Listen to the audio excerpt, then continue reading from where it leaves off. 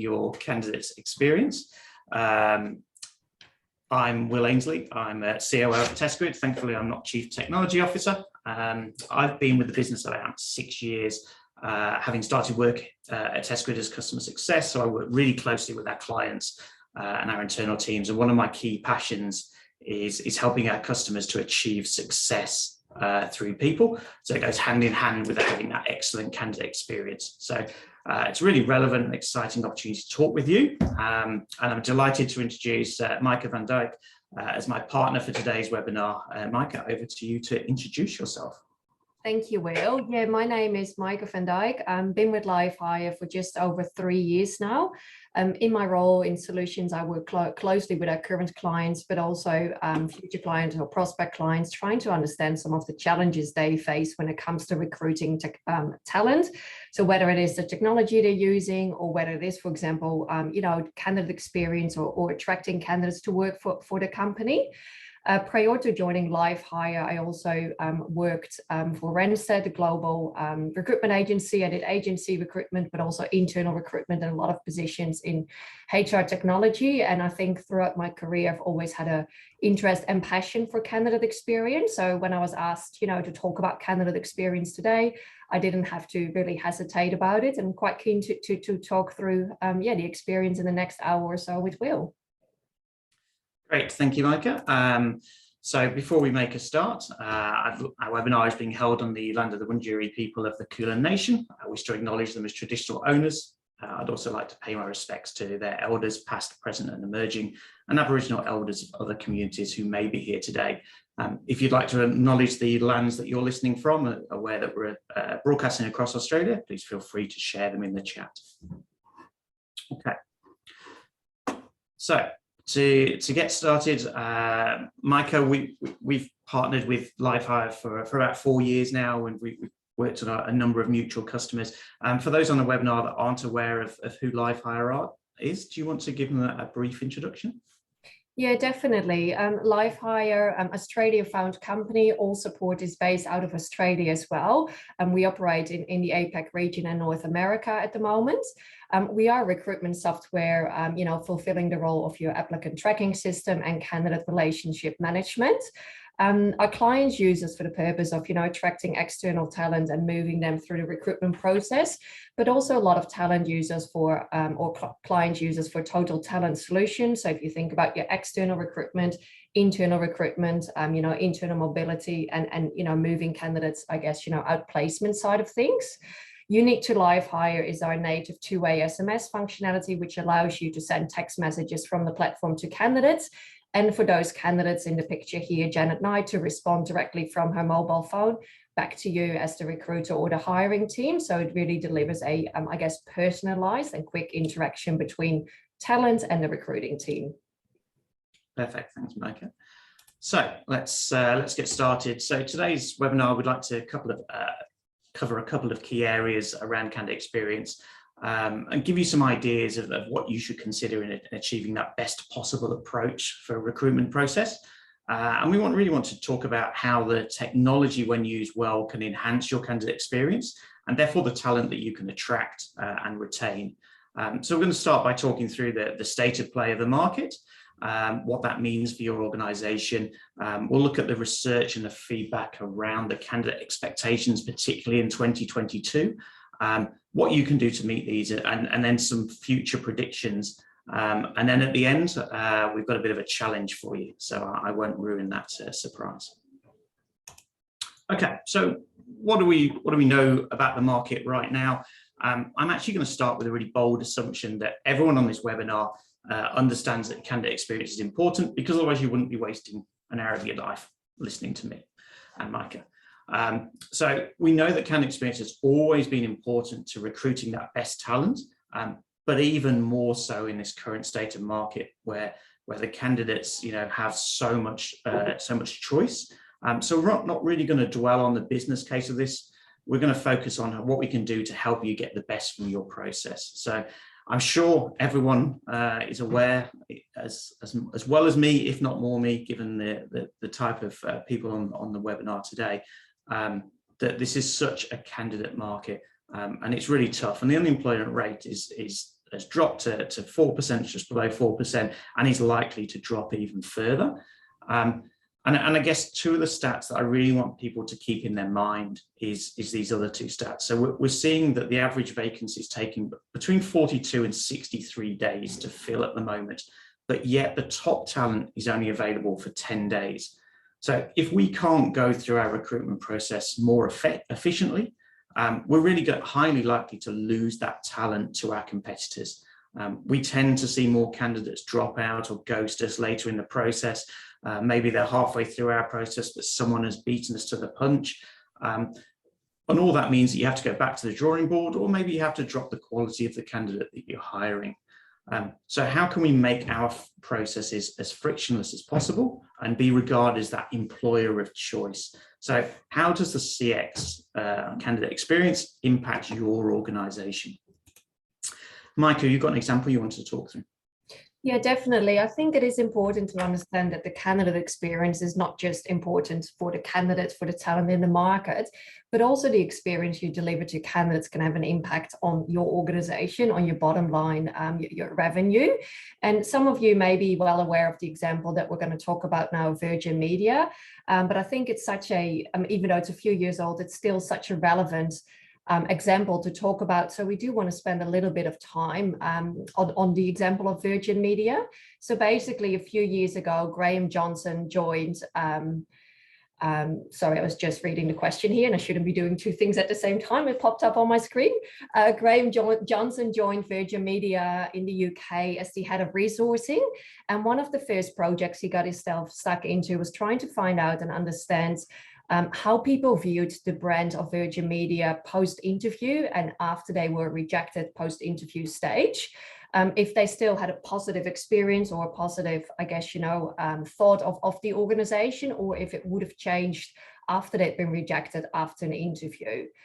When he was looking through the post surveys done with candidates who were rejected after the interview stage, he found one in particular very interesting, one from a lady called Louise. She was a hairdresser from Manchester, and she'd applied for a job, very passionate and interested in the job, and she had limited qualifications. In fact, so limited that she was slightly surprised she was invited in for an interview.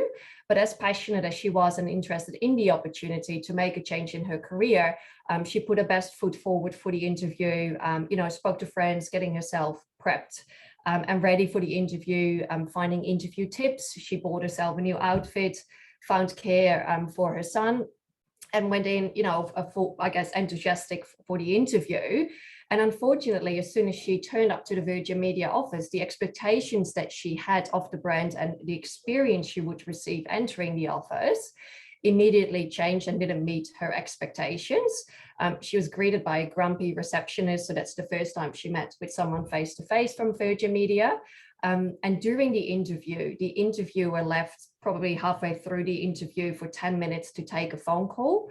And when he came back to the interview room to meet with Louise again, he basically told her, "I've heard enough, thank you," and rejected her on the spot. As you can imagine, Louise was quite disappointed leaving Virgin Media that day after her interview. And she wrote in her post-interview survey that she would be cancelling her subscription with Virgin Media because of the experience she received during that interview and being in their office. And not only would she be cancelling the subscription, her sister would also be cancelling the subscription. And this is what Graham Johnson, triggered him to look at, okay, how many candidates do we annually reject? And they had 123,000 candidates that were rejected after interview. And how many of those actually say that they are going to cancel their subscription? How many then do that? And that turned out that 6% of those candidates actually do change providers, and they'll go to a competitor like Sky. So that comes down to 7,500 candidates each year. That's 6% of people that cancel their subscription. And at the bottom line for Virgin Media, that meant that they lost $5 million or over $5 million in subscription fees. Now, I understand, of course, your organization, we're not all based on annual subscription fees, so it might be a bit harder for you to make it tangible how much the candidate experience you're giving your candidates is actually impacting your organization and put a dollar value on it. But I'd just like you to have a think about it. How many Louises you may have out there. People that may have met with you, maybe a virtual interview, face-to-face interview, maybe someone on your phone screens, and you haven't met their expectations by giving them a positive candidate experience. What is the impact it has on your organization? And is there something you can do to change that so they have a positive experience and actually become a brand ambassador instead of, no longer buying your product or canceling a subscription? So have a think about that. Do you want to hop over to? Yeah, perfect. Thank you. So we've spoken about, a bit about what's happening in the market here in Australia. What do we hear? What's the current state of play? But also listen to the example I just shared with you about Virgin Media. So if we think about, high level, we know this is what the market is doing. We know it can actually have an impact on much more than just the candidate experience. It can impact your organization as well. Then what is it that, candidates actually expect in today's market? What is it that they want when they go through that experience, when they first, interact with your organization and going through that recruitment process and potentially be unsuccessful and you have to disqualify them for a position? I think, we can group some of those topics here, and there's quite a bit of data on this slide, so we leave it up there as I talk through it. But I think if we look about, the tech sophistication, there's a couple of points out there talking around technology that candidates, these days, a lot of applicants out there, a lot of talent out there, they're digital natives, they're tech savvy. They want to have an experience when they are applying or when they are connecting with your organization that goes hand in hand with everything else they do. So whether it's interacting with their friends, they want to interact in the same way with your organization, but also want to be able to easily find information about what it's like to work for your company, and of course apply for a position as well. If we think about that, these days, I think, we all live with a mobile phone in our hands. So being able to deliver a mobile phone experience is absolutely important. If you think about talent out there, they may visit your careers page, find a lot of information about the culture, what it's like to be working for your organization.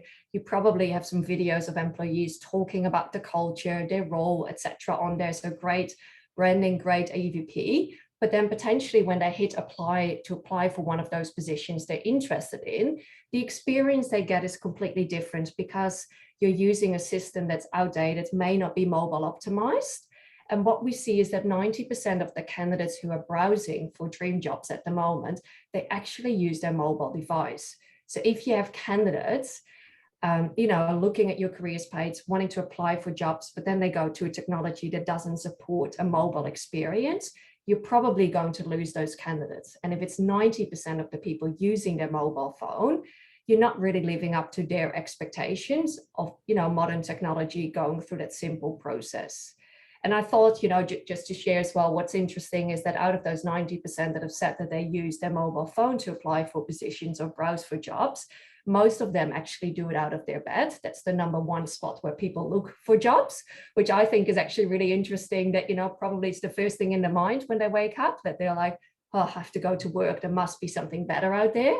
Or last day thing, of the day that they think about what can I do next? I can't go back to work again. I want to change. So just deliver to that expectation, live up to that. One of the other points to quickly stop it, and Will, you covered it already a bit at the start, is really around, you have to move quickly with candidates. We can't keep candidates waiting. We can't, take 3, 4, 5 weeks to take a candidate through the process. Being in such a talent short market, we have to make sure that we take them through the process at pace, but also that we keep them informed and we don't ghost them. If you've spoken to them, make sure you tell them what are the next steps. And if they're unsuccessful, notify them that they're unsuccessful. Don't wait 3 or 4 months to follow up with them. As we can see, more than half of the candidates don't hear for at least 3 months whether they're successful for a position or not. Move at pace. Another one I just quickly want to touch on is around diversity. What we can see is that more than 3/4 of the candidates or Gen Zs said that the levels of diversity affect their decision to work at an organization. So I think, if you think about that from candidate experience, clearly candidates are expecting a diverse workforce to be interested to work for an organization. So what can you do to help them to you know, go through an experience that shows your diversity, whether it is, again, you know, just that first experience, the EVP landing on your careers page, but also in technology that helps them to live up to that experience. And what we see, I guess, you know, why diversity in the workforce is also important, not just for candidates, but also for a company, again, is that a study from McKinsey has showed that, you know, companies that are more diverse have, you know, huge advantages over those companies that are not as diverse. So, you know, 32% better performance, for example. Those companies that are diverse have 32% more better performance, and they have 40% higher revenue than those companies that are less diverse. So focusing on diversity is absolutely key. And some of those things that can help you to attract a more diverse workforce or more diverse talent, for example, comes with, you know, making an application process simple and easy. Don't have a lengthy application process. You know, have prompts built in for your hiring team on how they can focus on diversity in the recruitment team. Have a technology that support that you can build in those prompts for the recruiting team, maybe your hiring managers, HR, TA, have those prompts built in. And I think another one personally I truly believe in is, you know, to focus on criteria, not necessarily on competencies when you recruit. And I think, Will, this is probably a perfect segue to talk a bit about, you know, competency recruiting and how Testgrid, you know, is an advocate of that as well. Yeah, thanks, Maaike. And I think in particular in this market, I think what we've seen is that those more traditional methodologies around, well, I need 5 years of experience in X, exactly the same job before I'll even consider the role. Well, we know from the data and the research that actually experience in a role is not necessarily predictive of how you're going to perform in the future, particularly where it's complex roles and high moving and use of technology and those kind of things. So what's really important, I think, with someone like Testgrid and how we work with our clients is to really focus on what's important for the role. Are you aligning to the culture? Are you adding to the culture? Do you have the raw capabilities to adapt when you're in that new situation, and really focus on, you know, can they do the job? Will they do the job because they've got the right behaviors? And then you can teach the skills further on the line, rather than focus completely on, I need that resume, I need someone that's done exactly the same job in a competitor or in a similar environment, exactly the same. I don't think we've got that luxury anymore. And in all honesty, I think the best people you can hire are those people with the raw potential and the capability that are aligned and engaged with you as an organization. And that's where the use of assessments and video interviews and those kind of things can really help flesh out that during the process. Okay, thanks, Maaike.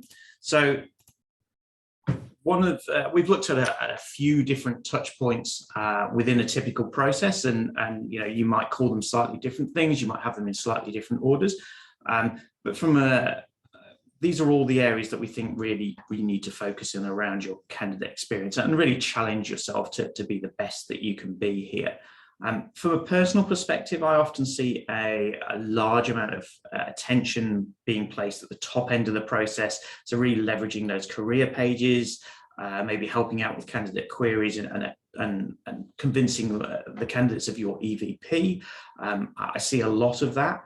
And then potentially as you go through the process, that's where you start to see candidates drop out because of some of the touch points that we've talked about and some of the factors around, you know, lack of communication and those kind of things.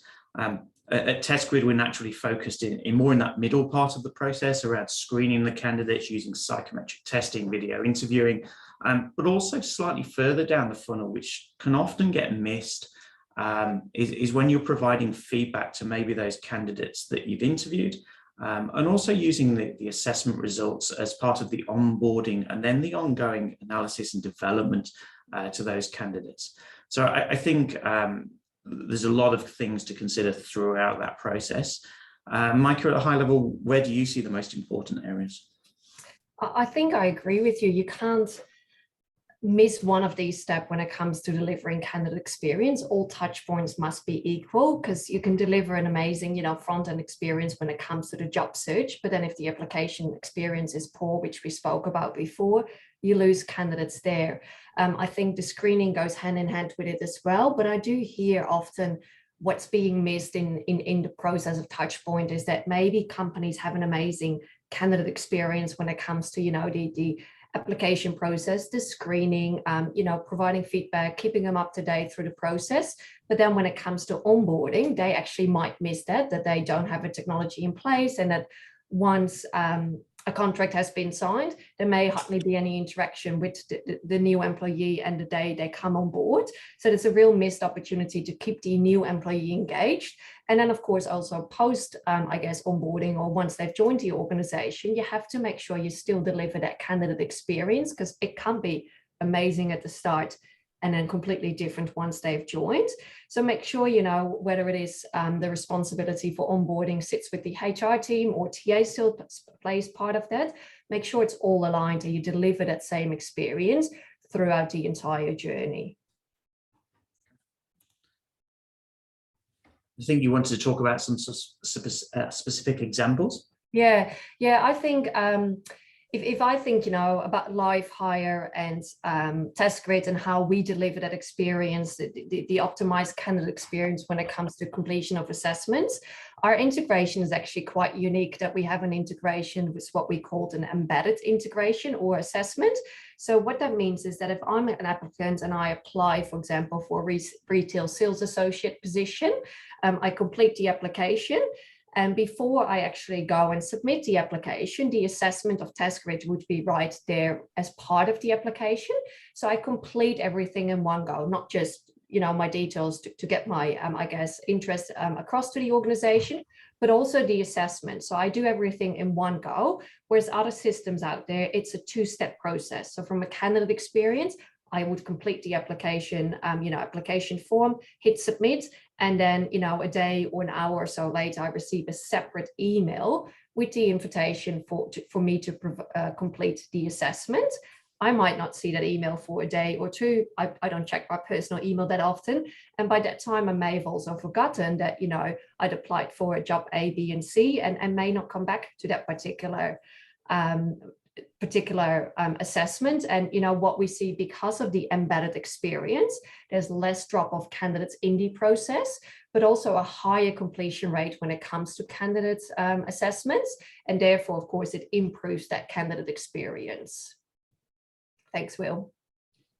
Yeah, and I think that's what we're talking about, is that frictionless process to limit the opportunities that candidates can either forget about you, go and do something else, go and talk to your competitors that might have an easier process. And I think one of the other things that we talk about, and I guess, look, this is my personal rant, is that we find, particularly with assessments, used a lot within the recruitment process, but then they're never looked at again. So they get put in the virtual cupboard, the candidate comes on board, but they're never used as part of that onboarding process or as part of that development, which is, a real waste of good intelligence that you've got about that person, about how to get the best out of them, how to engage them, to really help focus on those 30 to 90 days that we know are key when you're onboarding people into your organization, so that they stay for a long time and become the best that they can be. Okay, so what we want to talk about now is some of the factors that really can impact the candidate experience, and Maaike has talked about some of this as sort of the factors that really influence a candidate. One of the big ones I think we see time and time again is the long application process, even without embedding an assessment in it. But it's one of the feedbacks that I see regularly from candidates. Why are you asking so many questions? Why does it take so long to complete an application form?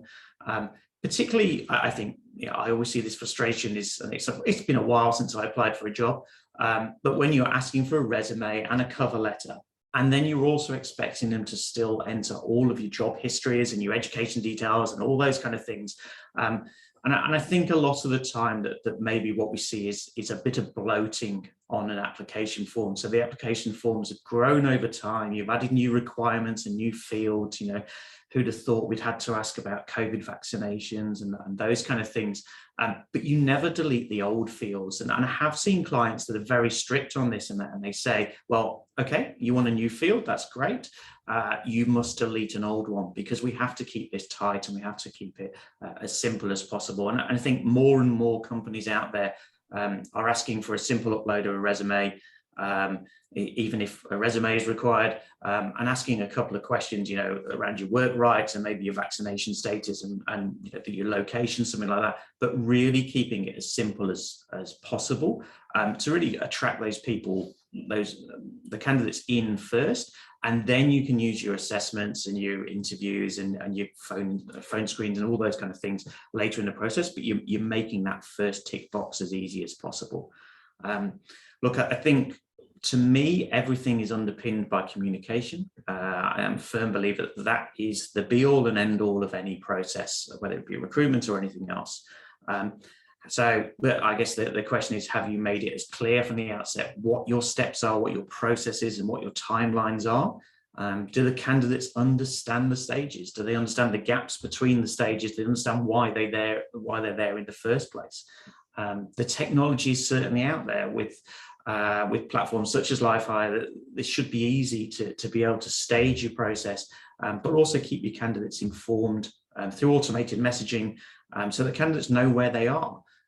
You know your process inside out, but maybe your candidates don't, and they'll often think the worst. So those 48 hours, maybe after you've had that interview where you're waiting for feedback from the hiring managers, well, that might feel like 48 days to the candidate. And really, in this market, you're allowing time for other organizations to poach your talent.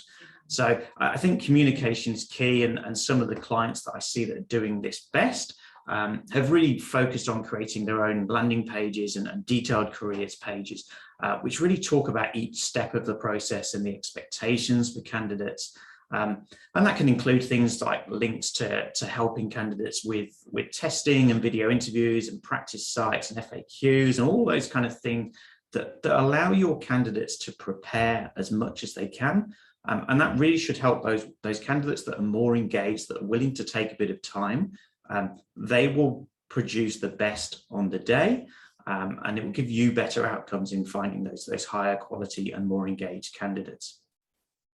I've seen some articles recently about businesses being able to hire within 48 hours of application, particularly for the lower end and maybe labour hire roles, as a way of keeping them competitive. You can only really do this if you're willing to challenge the status quo and have the confidence in the technology to leverage that expertise.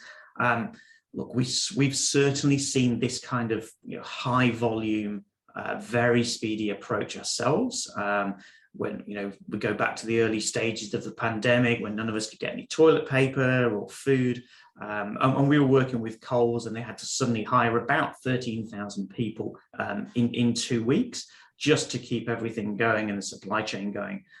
So that was a really good example of finding a partner, working very closely with them to streamline the process, but without compromising the quality of the candidate. So within a couple of days, candidates were able to apply a whole new process using 2-minute assessment and a video interview that was screened within 24 hours. And then they managed to remove a lot of the delays and the confusion around the onboarding. So we really expedited that onboarding process to get people in as quickly as possible. And they managed to do that without really sacrificing the retention rates or anything. The process was still high quality. It was just accelerated. And you certainly can't do that in every organization all of the time, and we completely understand that. But I think it's about having that confidence to challenge the status quo and say, well, actually, why do we do this? And why do we have those 5 interviews? And I think we've all heard those horrific cases of people that do 7 interviews with different line managers, all asking the same questions, all coming in with the same lack of preparation. And sometimes I think I feel like this is more to do with internal politics than it is to do with best TA practice.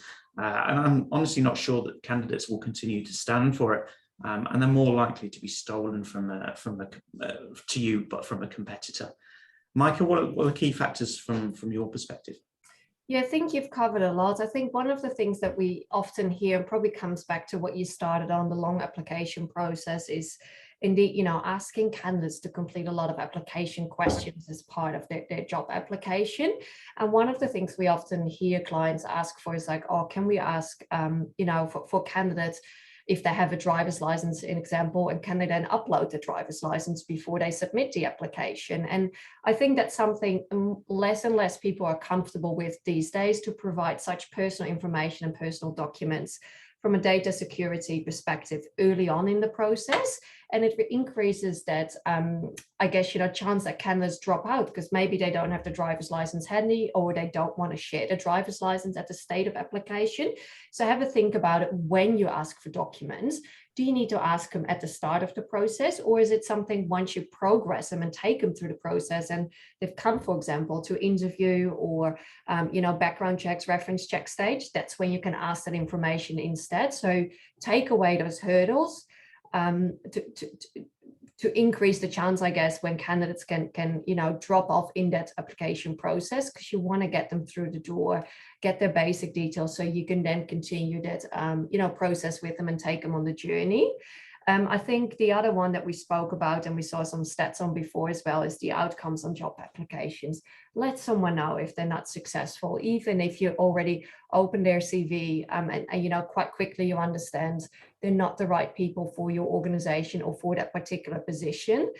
You know, there's systems out there that can help you to with that as well. You know, to automatically disqualify candidates based, for example, on work rights, but be careful there again that you don't automate too much, because you want to still have that, you know, human experience. So you don't want to have it if I apply for a position, within 2 seconds I receive an unsuccessful notification. So it's that fine balance between automation and delivering that humanized experience.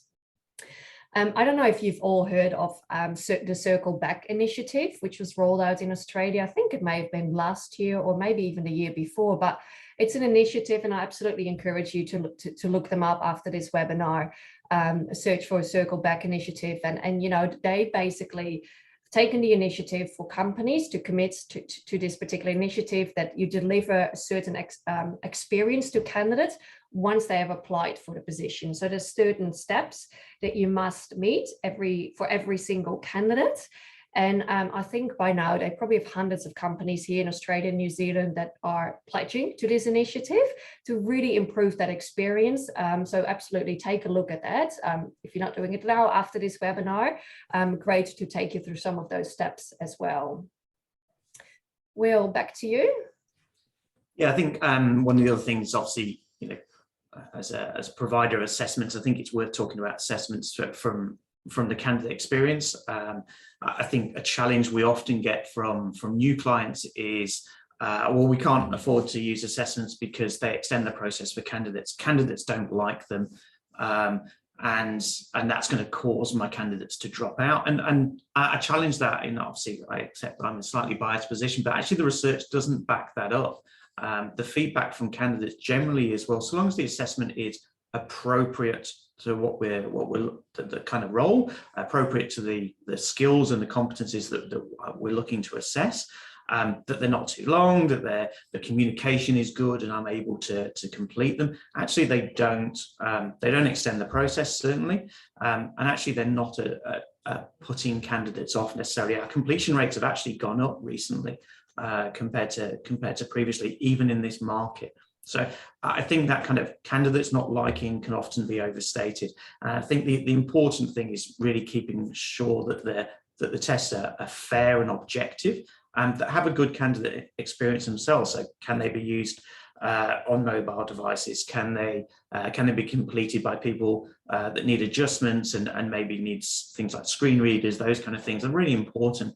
And I guess an often overlooked thing when it comes to assessments and video interviews is also around, well, what happens if a candidate has an issue? You know, are they able to contact someone locally that's going to give them a quick turnaround and get them back working? You know, there will be technical issues. I think it's fair to say we've all experienced those, and me about 40 minutes ago.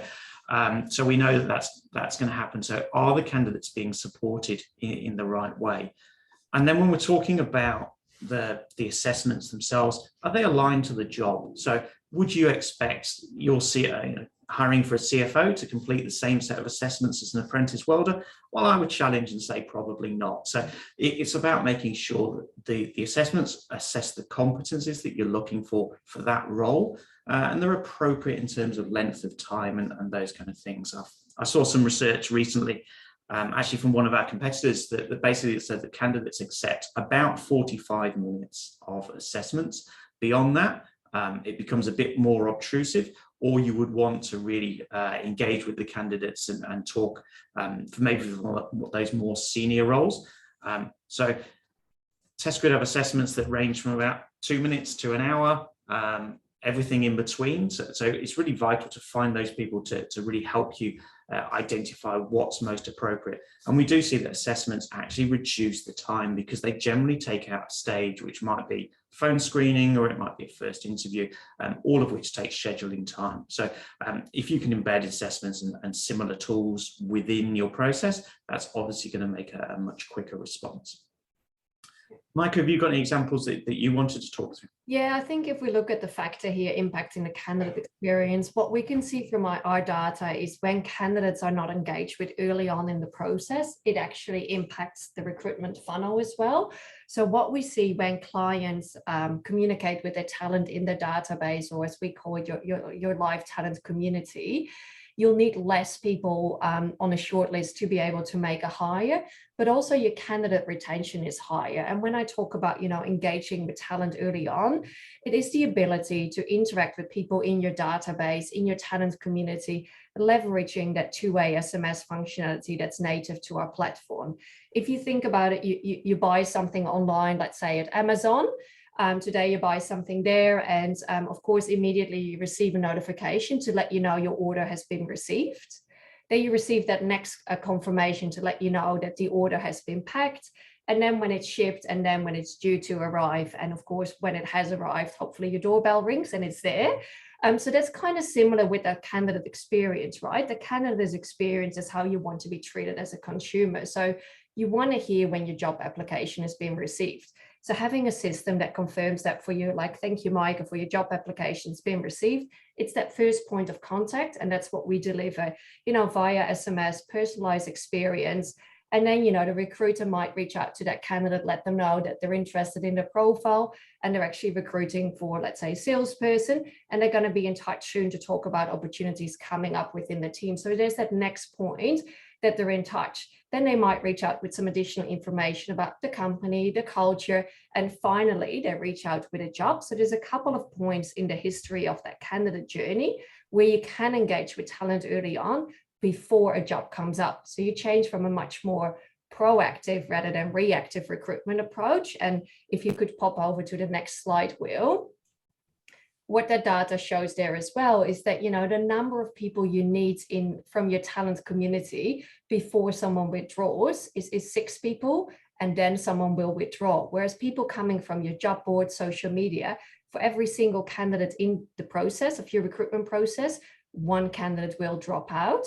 So you have to put in so much more work to find candidates from your job board. You can't just rely on those anymore. You need to start engaging with talent early on in the process. When they first connect with you, when you first engage with them, you improve the candidate experience. And of course, also, I guess, the frustrations from a hiring manager every time someone drops out of the process. I think that would just, some strong points to talk about. I think that early on, engagement is really important. Great. So I think one of the things we also want to talk about is what does the future look like for candidates? So we're certainly going to see the continued rise of technology to support the TA teams. I don't think that's going away anywhere. But technology can only do so much, and we want to see how we can help predict the future. Maaike, what do you think? Yeah, it's always hard, of course, to predict the future, but I think, the candidate experience, the candidate short market is here to stay. So I think, delivering a positive candidate experience is going to be crucial for the next short term, long term, as far as we can see. That change from a reactive job approach or recruitment approach where you just post and hope someone applies and you then take them through the process needs to change to that engagement, that personal connection with someone, delivering personalized engagement, have all your talent in one place, may it be your internals, your external, your alumni, your contractors. Have one, I guess, place where you can host all those people and you can understand their relationship as well. Because the way you're going to communicate and engage with an internal is, of course, very different than your externals that don't know much about your culture, your organization yet. So make sure you deliver that personalized experience. And with that proactive approach, you, of course, automatically get that you need to build your pipeline. So you want to be able to build talent pools for future needs, where you can communicate with candidates easily and keep that relationship going, and for them to interact with you as well, because they may want to find something out about the organization too. I think overall, when we look at technology, Testgrid, LiveHire, and so many other HR technology providers out there, a recent research from Randstad actually showed that only 40% of the HR leaders interviewed or surveyed are using technology to I guess, improve how talent is recruited. So with only 41% or minority of the HR leaders globally in that, there's an absolute opportunity for us to still invest in technology. And there's a lot out there that can help you to deliver that candidate experience and improve that candidate experience. And I think, we've touched on this quite a bit already, that there is going to be a change from that skill-based hiring versus experience hiring. We're going to look at transferable skills, even if they may not have done the exact same job before. There's going to be a change that we're going to look at, what skills can we transfer versus just looking at the experience only. And that's what we need to do to be able to fill our positions. We can't just focus on skills only or experience only anymore, sorry. So I think overall, I would say, we can't take our focus off the candidate experience. We have to continue to meet and exceed the candidate experience expectations. And that's how we're going to beat our competitors when it comes to attracting talent and having new talent join our organization. Great, thank you. So I think I just want to recap a couple of things and sort of look at those top points to address in your candidate experience. So I'd like to ask a question. I'm conscious of time a little bit, but ask a question is, if you had to rate your candidate experience from 1 to 10, what would that be? Anyone brave enough to put it in the chat? I'm always keen to see the results. I know that LiveHire team ran an event recently in Melbourne where they had a big session on this, and actually nobody rated their own process higher than an 8, and the vast majority were much lower. So I think with the current state of the market, the effects of COVID and flu is still rampaging through our teams, and the high number of vacancies, we are as an organizations and as a cohort, we're still in survival mode a little bit. And perhaps lacking that time to challenge ourselves and to think strategically. So I really wanted to give some quick wins that we think we can make, and how you can leverage your partners. It doesn't have to be Testgrid and LiveHire at all, but how can you get that low hanging fruit and some things to focus on. Oh, we've got an 8 out of 10. Fantastic. Well done. So key areas that you can focus on is have a look at your careers page. Is your company easy to research?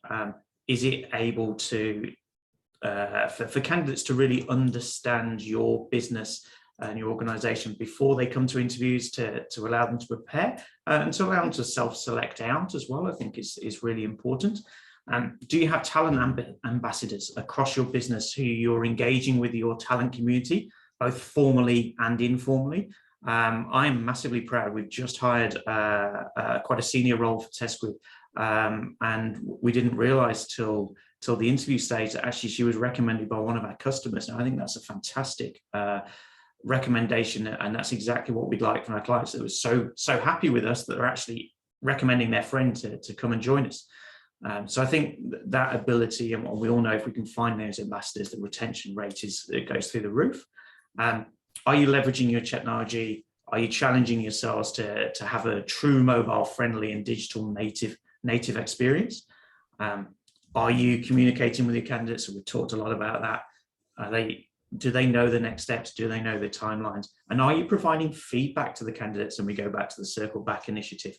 But really, you're providing appropriate feedback at each level. So certainly at Testgrid, if you're interviewed by us, you get a candidate report back based on your psychometric testing, but you also get one-on-one feedback on how you performed. And now obviously we can't do that with everybody, but if you get through to that stage, then that's a fair trade-off.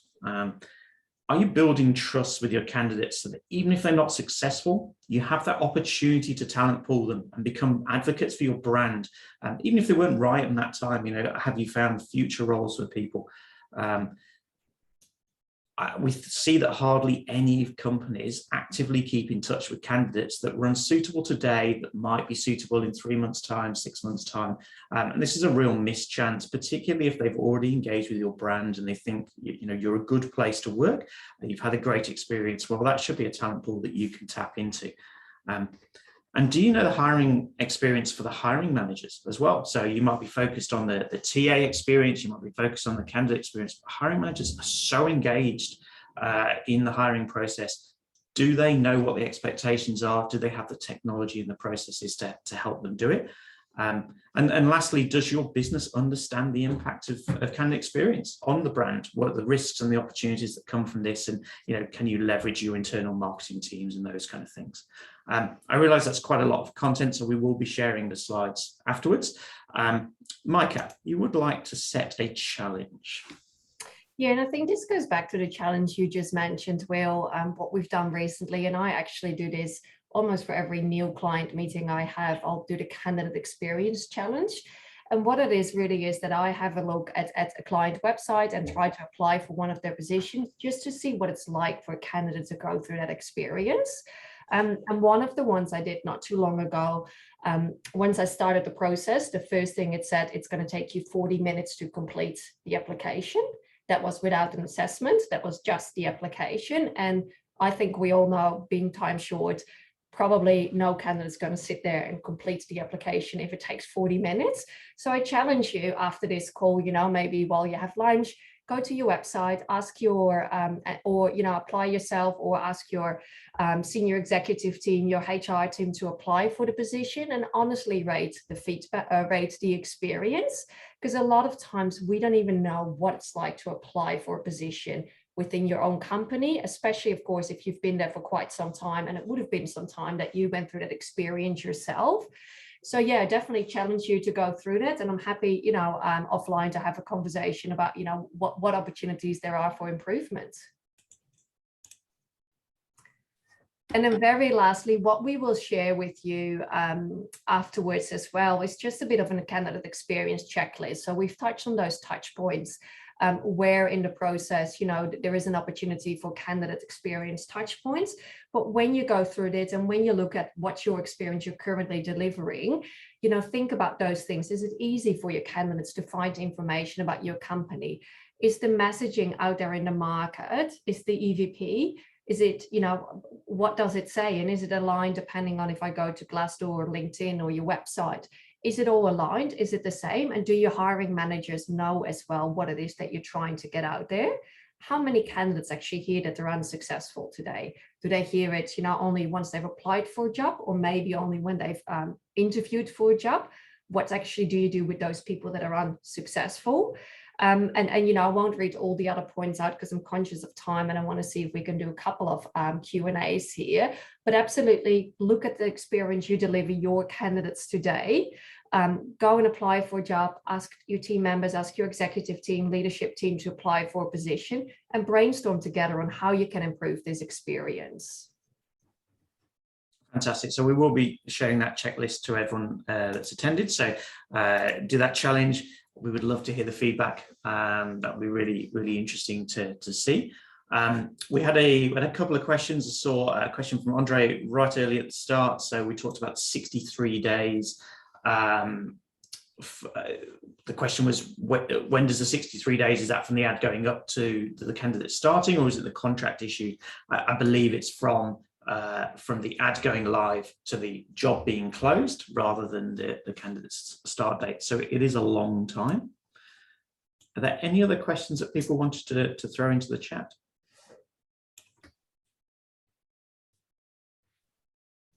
And I think we're right on time here as We well. are right on time. Yeah, last one, people already probably prepping for next meetings. Yeah, I understand that.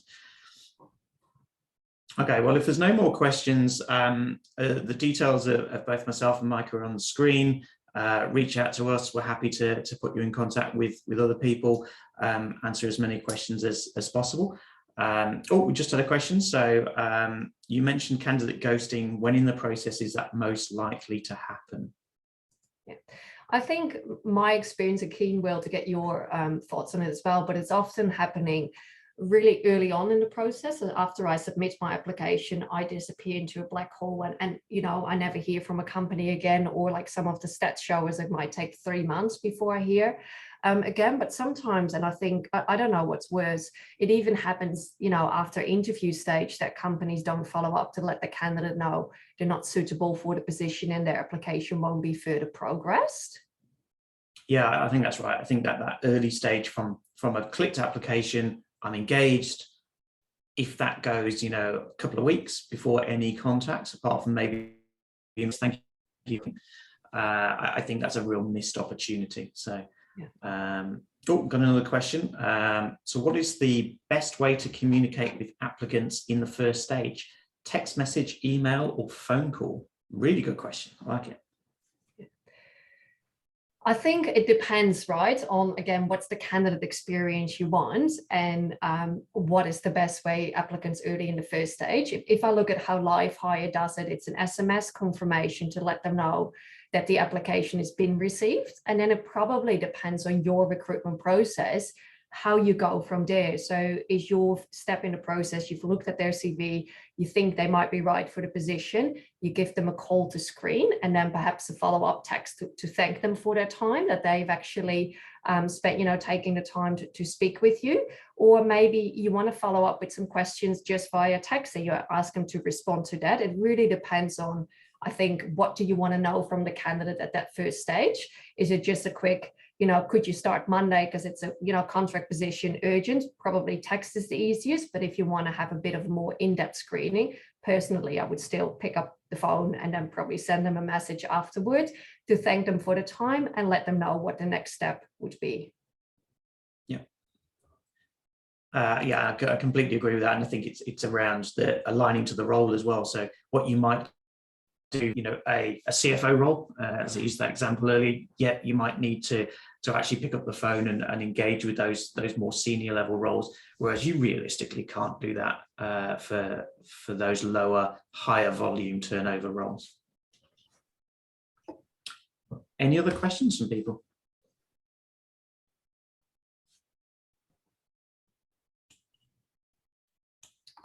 No. I think we can wrap it up then. Fantastic. Well, thank you so much. Thank you, Maaike, for your wisdom and your examples. It's fantastic. Thank you, everyone, for taking the time. I appreciate it. It's extremely busy for everyone. We will follow up with a checklist, and we'll send through the slides, and this will be available as a recording as well. So thank you so much. Have a great day, everybody. Thank you, everyone.